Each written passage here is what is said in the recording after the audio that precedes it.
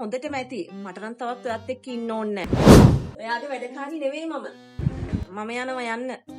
අනේ මටත් ඔයත් එක්ක ඉන්න ඕනේ යන්න. යනවා තමයි.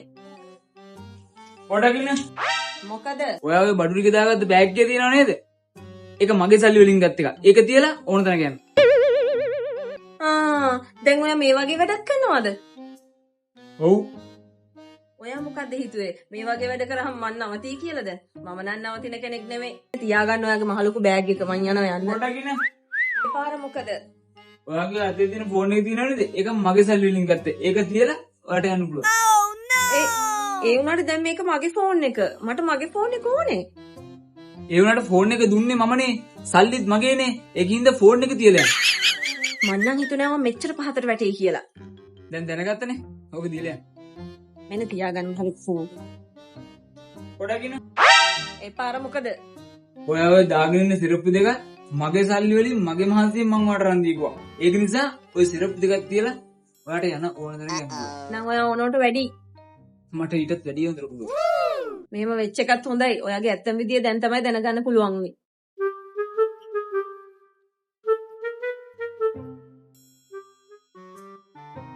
බලාගෙන ඉන්න ඔයාට පස්තවෙන් තමයි වෙන්නේ.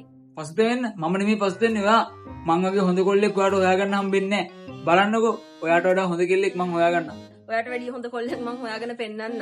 බලමුකෝ ඔයා කොහොමද මට වැඩිය හොඳ කොල්ලෙක් කියන්නේ කියලා. මාත් මේ බලන් ඉන්නේ මට වැඩිය හොඳ කෙනෙක් ඔයා කොහෙන්ද ගේන්නේ කියලා. ඉතින් ආගන්නකෝ ඔයාට වඩා හොඳ කෙල්ලෙක් හොයාගත්තේ නැතුව මගේ නම සුපු විජේසිංහ.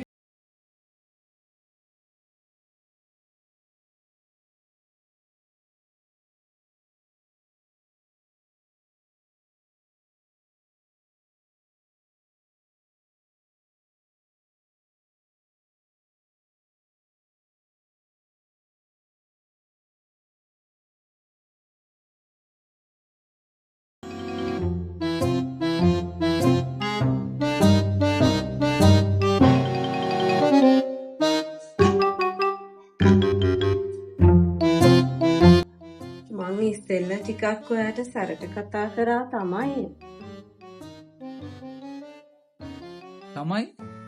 තමයි නෙමෙයි ඔයා කිව්වනේ ඔයාට මට වඩා හොඳ කොල්ලෙක් හොයාගන්න පුළුවන් කියලා.